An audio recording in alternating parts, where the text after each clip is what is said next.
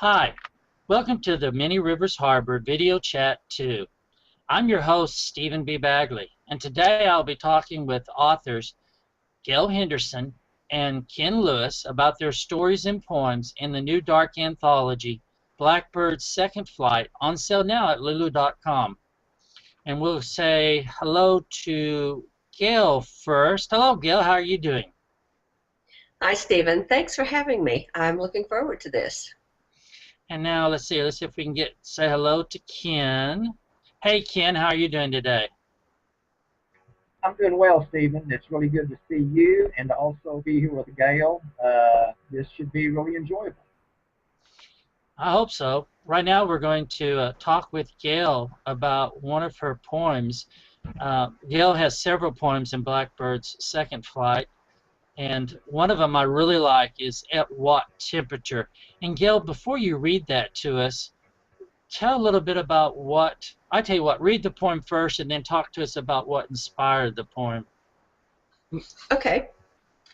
At what temperature?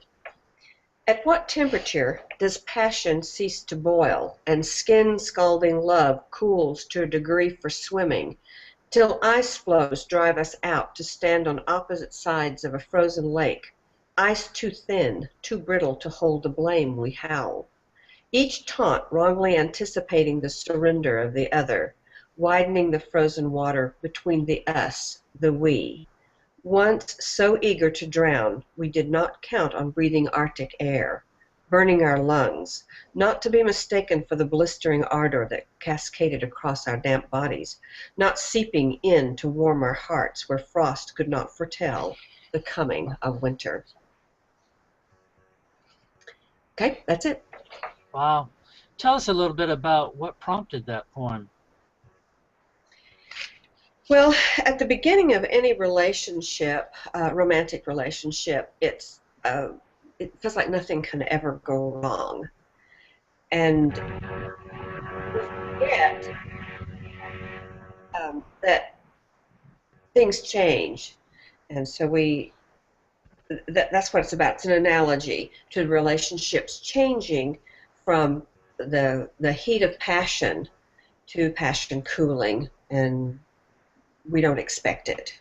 We don't expect the coming of winter in a relationship, and we're almost always surprised to find each other on the opposite sides of the frozen lake. And that's mainly what I'm trying to tell Wow. people. Excellent poem. Ken, your story in Blackbird's Second Flight is Spirit Night, in which a father battles spirits to save his daughter. And the house that's in Spirit Night is actually based on a real house that you've had experience in. Tell us about it. Yes, that's right, Stephen. The house is actually outside the city limits of the small town where I live. It's located really close to the primary cemetery just outside, the town. And it's pretty much as I described in the story, approaching that house and getting ready to enter the house. It's pretty much as I described. From the house, you can't actually see that cemetery, even though it's just really close, because you go down the drive, and it's kind of down in a low area. The house is. The house was actually built just on top of part of the Potter Cemetery with the unmarked graves. And while I was there, it was actually my daughter and the group of girls, cheerleaders, and that was actually the cheerleader coach, her house. And for the most part, the general descriptions of the house inside are pretty true to what I tried to depict in the story. When I was there, I was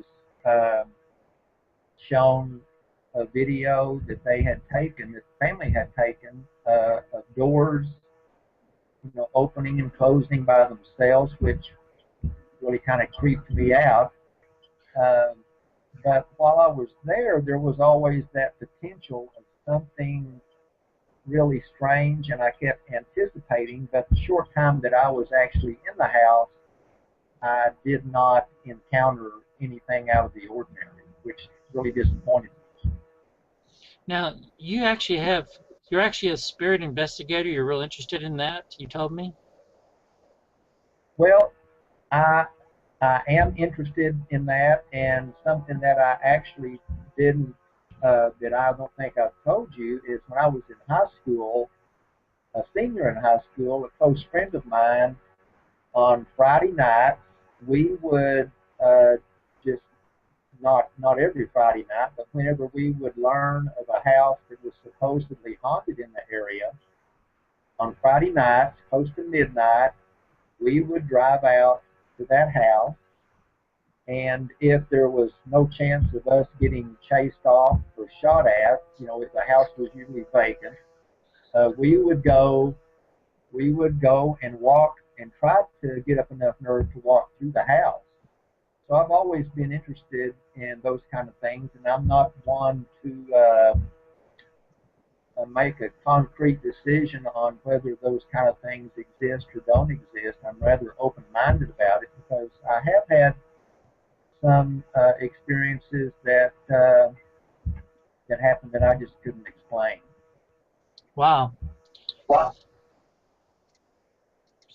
Gail, we're having a little bit of trouble with our cameras here, sorry. Gail, what is your philosophy of poetry? We've talked a lot about poetry and how you write, so share that with us. Well, I truly believe that poetry should be accessible to the average reader, and I'm not overly fond of a lot of abstract poetry that is difficult to follow or requires a lot of research or background reading to understand. A poem is like a tiny piece of philosophy or a tiny story, and it needs to be able to be understood by just your average person.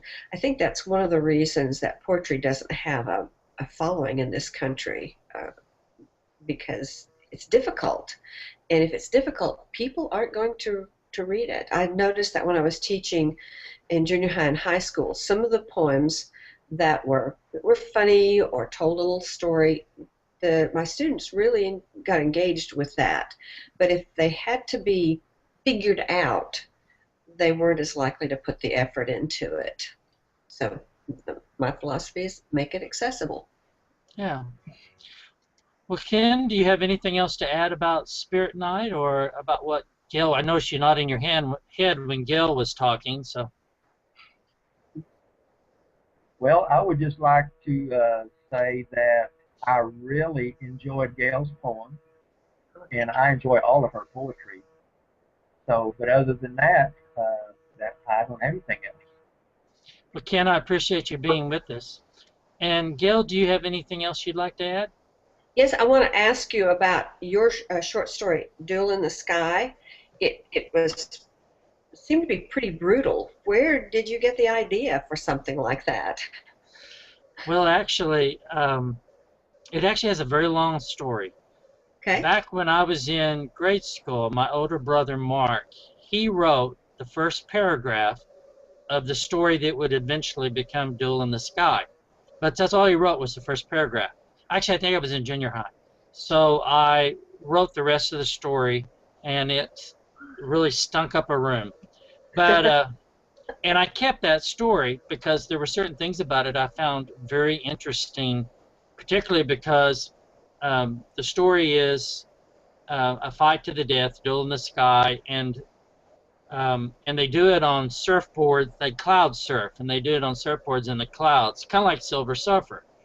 But the thing that I was interested in was, how would such a thing actually work? So I spent a bunch of time trying to figure out exactly how that would work, how they would actually surf on clouds. And when I was at OSU, I talked to a couple of physics professors, and they got curious. And I have basically 3 pages of how that would actually be possible, as Oh, opposed to just being magic or something. Unfortunately, it's not a very interesting 3 pages. So when I was looking at a story, I thought about that, and there was very little that I could take from the story in the new story. In fact, the only thing that's actually the same is her name, and that's the only thing left of my brother's contribution to that story. But it was very interesting to me, and then when I put those 3 pages in there, I realized the story stopped as I sat there and explained it to everybody how this was actually possible. So those 3 pages didn't get in there, but I may put them on the Blackbirds Second Flight site, the Blackbirds Flights site, so that people can read the science behind it. the science behind the story.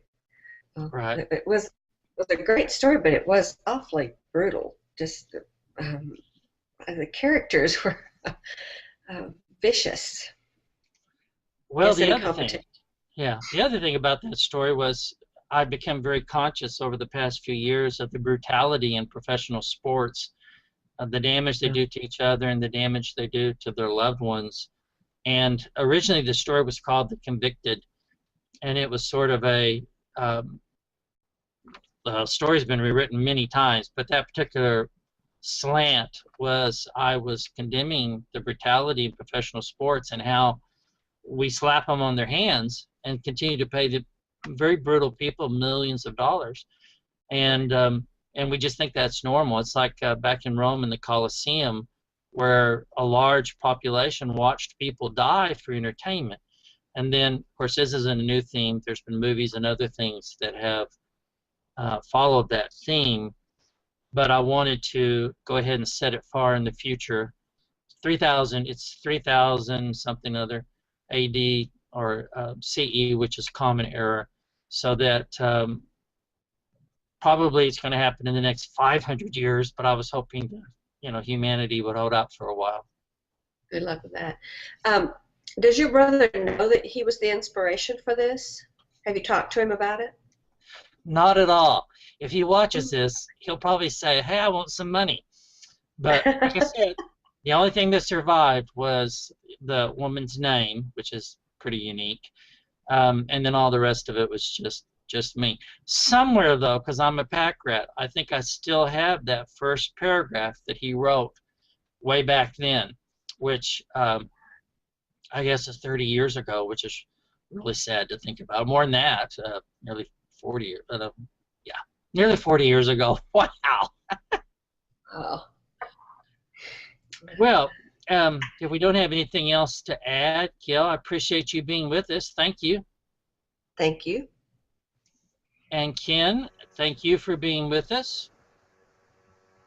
Thank you, Stephen. I enjoyed it. And we appreciate all of you listening and viewing this. This will be available on YouTube, and you'll also find it on our website. Thank you, and have a good day.